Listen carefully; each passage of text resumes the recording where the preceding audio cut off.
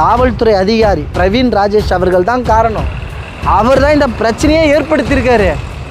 இப்போ என்ன பண்ண போகிறாங்க? நீங்கள் இந்த பிரச்சனை பண்ணிட்டீங்க, குடியரசு நாள் அன்று உங்களுக்கு ஒரு விருது கொடுக்க போகிறாங்க, அதுக்காக தான் இப்படி பண்ணிகிட்ருக்கீங்களா நீங்கள்? அப்படியே ஏதோ பெரிய கொலை குற்றம் பண்ணிட்டது போல் வேகமாக வந்துட்டு கதவை திறந்துட்டு போயிட்டு உள்ளே இருக்கிற அடித்து இழுத்துட்டு போகிற அளவுக்கு பெரிய குற்றம் அங்கே நடந்திருக்காங்க. அப்போ அவர்களுடைய சிந்தனை, அவர்களுடைய நோக்கம் எதை நோக்கி இருந்திருக்கு? அண்ணன் சீமான் அவர்களை அசிங்கப்படுத்து நினச்சிருக்காங்க. நீங்கள் வேணால் பாருங்கள், கடைசியில் யார் அசிங்கப்பட்டு போகிறாங்கன்றதை நீங்கள் பாருங்கள், பொறுத்திருந்து பாருங்கள். பெரியார் குறித்து அண்ணன் சீமான் பேசிட்டான்னு சொல்லிட்டு பல இடங்களில் வழக்கு, கிட்டத்தட்ட 70க்கும் மேற்பட்ட வழக்கு ஒரே நாளில் பதிவு செஞ்சாங்க. அவர்களுடைய நோக்கம் என்ன? இப்போ அண்ணன் சீமான் அவர்கள் தேர்தல் வருது, 2026 சட்டமன்ற தேர்தல், அதை நோக்கி நகர்றாரு.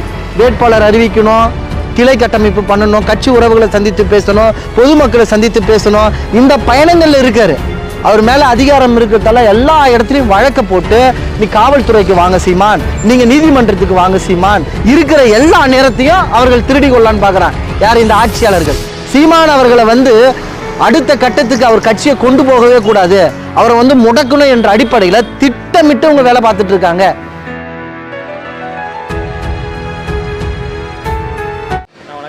வணக்கம். நேற்று அண்ணன் சீமான் அவர்கள் வீட்டில் பாதுகாப்பாக இருந்த அமல்ராஜ் அண்ணனை காவல்துறையினர் வீட்டுக்கு தாக்கியிருக்காங்க. அந்த போக்கை நீங்கள் எப்படி பார்க்குறீங்க? அது முதல் சரியா சட்டப்படி? ஆமாம், நேற்று அதை நம்ம பார்க்கும்போது காவல்துறை அதிகாரிகள் இப்படியெல்லாம் நடந்து கொண்டது மிகவும் கண்டிக்கத்தக்க ஒன்று. குறிப்பாக அண்ணன் சீமான் அவர்களை நீங்கள் விசாரணைக்கு அழைக்கிறீங்க, அதான விஷயம். சம்மன் கொடுத்துருக்கீங்க, அதன் பிறகு அண்ணன் விசாரணைக்கு வரலன்னு சொல்கிறீங்க. மறுபடியும் நீங்கள் சம்மனை கொடுக்க போயிருக்கீங்க. சம்மன் கொடுக்க போகும்போது சீமான் அண்ணன் வீட்டில் யாருமே இல்லாமல் இருந்தாங்களா?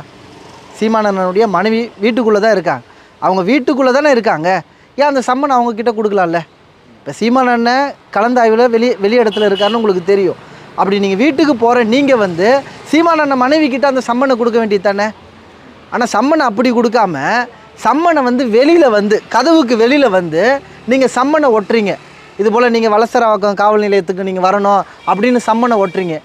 இப்போ நீங்கள் சம்மன் சீமான் அண்ணனுக்கு கொடுக்குறீங்களா, இல்லை ஊரில் இருக்க எல்லாருமே அதை பார்க்கணுன்னு நினச்சி நீங்கள் அந்த வேலையை பார்க்குறீங்களா? அப்போ உங்களுடைய நோக்கம் எப்படி இருக்குது? உங்களுடைய நோக்கம் சீமான் அண்ணனை அசிங்கப்படுத்தணும் என்ற அடிப்படையில் தான் உங்களுடைய நோக்கமே இருந்தது. அதன் தொடர்ச்சியாக தான் நீங்கள் பண்ணுறீங்க. குறிப்பாக நேற்று ஊடகத்துக்கெல்லாம் தகவல் கொடுத்து தான் போயிருக்காரு பிரவீன் ராஜேஷ், காவல் ஆய்வாளர் அவர்கள். அவர் போகும்போது நீங்களே பார்த்துருப்பீங்க, எல்லா ஊடகமும் இருக்குது. அவர் உள்ளே போகும்போதே அவர் பெரிய நான் தான்ப்பா எல்லாமே என்ற அடிப்படையில் தான் உள்ளே போகிறாரு. அந்த காணொலி நீங்கள் பார்த்த எல்லாருக்குமே தெரிஞ்சிருக்கும். அந்த காணொலியில் எப்படி இருந்தது? அவர் முதல்ல கதவை திறக்கிறாரு. திறக்கும் போது அமல்ராஜ் அண்ணன் என்னன்னு கேட்குறாப்புல, வேறு எதுவுமே கேட்கல. ஏதோ வந்திருக்கீங்களே, என்ன விஷயம்னு கேட்குறாப்புல. என்ன பண்ணாங்க? எடுத்த உடனே என்ன பண்ணியிருந்தாங்க? தள்ளி விட்டுட்டு உள்ளே போனாங்களா இல்லையா? அங்கே அமல்ராஜ் அடித்தது யார்? காவல்துறை அதிகாரிகள் தானே தாக்குறாங்க. இப்போ காவல்துறை அதிகாரிகள் சீருடையே இல்லாமல் 2-3 பேர் என்ன பண்ணாங்க? அவரை தாக்குறாங்க. தாக்கிட்டு அவரை இழுத்துட்டு போகிறாங்க, தரன்னு இழுத்துட்டு போகிறாங்க. என்ன அப்படி பெருங்குற்றம் என்ன பண்ணாங்க? அப்போ இது கண்டிக்கத்தக்கது தானே. இப்போ அங்கே மீடியா அவங்களே கூப்பிட்டு போனாங்க, மீடியாவை அவங்க தான் அழைச்சிருக்காங்க. சீமானன் அசிங்கப்படுத்தலான்னு சொல்லிட்டு மீடியா அங்கே இருந்ததால் எல்லா உண்மைத்தன்மையும் மக்களுக்கு தெரிய வந்தது. இப்போ அது ஆரம்ப கட்டத்திலிருந்து முடிகிற வரைக்கும் மக்கள் எல்லாமே பார்க்குறாங்க. அவர் துப்பாக்கி எடுத்து சுட போனாரா? அமல்ராஜ் அண்ணன் துப்பாக்கி எடுத்து சுட போனாரா? அப்படி ஏதாச்சும் காட்சி பதிவு செய்யப்பட்டிருக்கா? என்கிட்ட துப்பாக்கி இருக்குது, அவர்கிட்ட லைசன்ஸ் இருக்குது, அந்த துப்பாக்கி எடுத்து கொடுத்துருக்காரு, துப்பாக்கி எடுத்து சுட வந்துட்டாங்க பாருங்கள் அப்படின்னு சொல்லிட்டு ஒரு பிம்பத்தை கட்டி இப்போ அவரை கைது செய்து சிறையிலே அடைச்சிட்டாங்க, ஜெயிலே அடைச்சிட்டாங்க. அப்போ இதுக்கு யார் காரணம்? முழு காரணம் காவல்துறை அதிகாரி பிரவீன் ராஜேஷ் அவர்கள் தான் காரணம். அவர் தான் இந்த பிரச்சனையே ஏற்படுத்தியிருக்காரு. இப்போ என்ன பண்ண போகிறாங்க? நீங்கள் இந்த பிரச்சனை பண்ணிட்டீங்க, குடியரசு நாள் அன்று உங்களுக்கு ஒரு விருது கொடுக்க போகிறாங்க, அதுக்காக தான் இப்படி பண்ணிகிட்ருக்கீங்களா நீங்கள்? அப்போ இது வன்மையாக கண்டிக்கத்தக்க ஒன்று. இதுவே உதயநிதி ஸ்டாலினை விசாரிக்கணும், இப்படி போய்ட்டு விசாரிப்பாங்களா? சம்மன் இப்படியெல்லாம் கொடுப்பாங்களா அவங்க? இப்போ சீமானனை பெரியார் பிம்பத்தை தோலுரிச்சு காட்டுறாரு, பெரியாரை எதிர்த்து பேசுகிறாரு, பெரியாருடைய அயோக்கியத்தனத்தை தோலுரித்து காட்டுறாரு. அப்போ சீமானை எப்படி வீழ்த்துறது? அப்போ இதுதான் இந்த பாலியல் புகார் இது ஒரு காரணமாக காட்டி எத்தனை முறை நீங்கள் விசாரணைக்கு அழைப்பீங்க? இப்போ அதிகாரம் உங்ககிட்ட இருக்கிறதால நீங்கள் என்ன வேணால் செய்யலாமா நீங்கள்?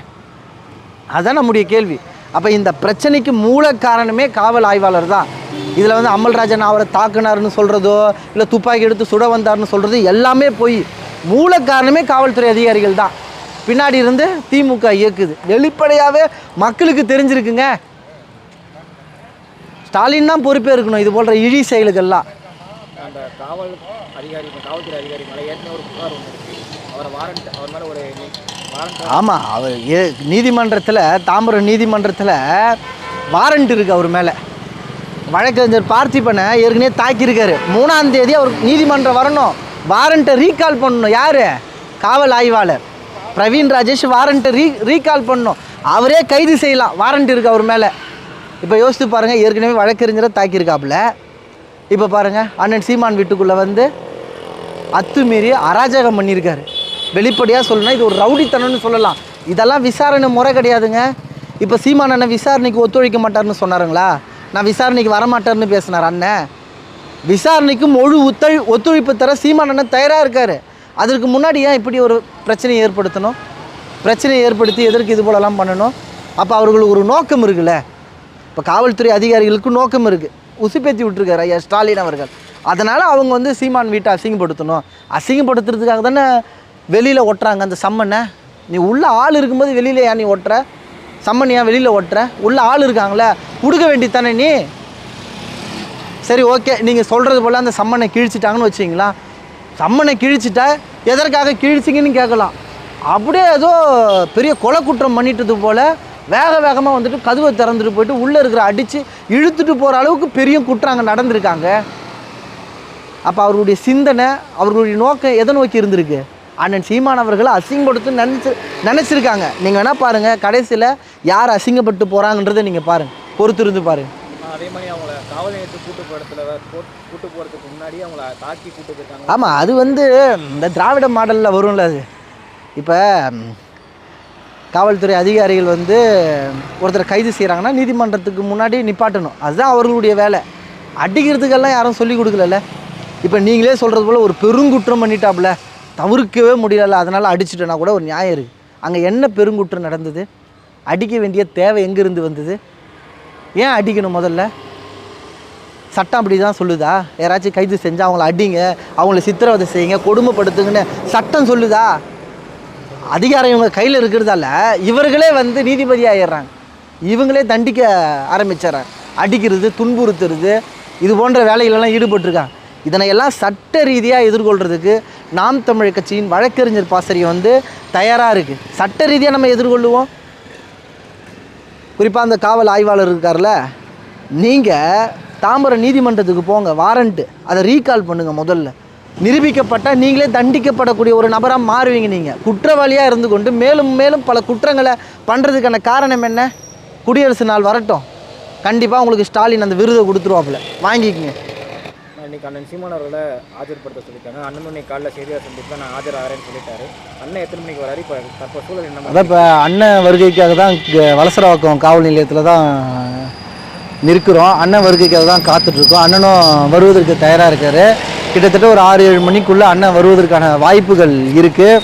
குறிப்பாக இந்த இடத்துல நீங்கள் பார்த்துருந்தீங்களாலே தெரிஞ்சிருக்கோம், நூற்றுக்கணக்கான காவல்துறை அதிகாரிகளை வந்து நிப்பாட்டி வச்சுருக்காங்க. பாதுகாப்பு கொடுக்குறேன்னு சொல்லுவாங்க.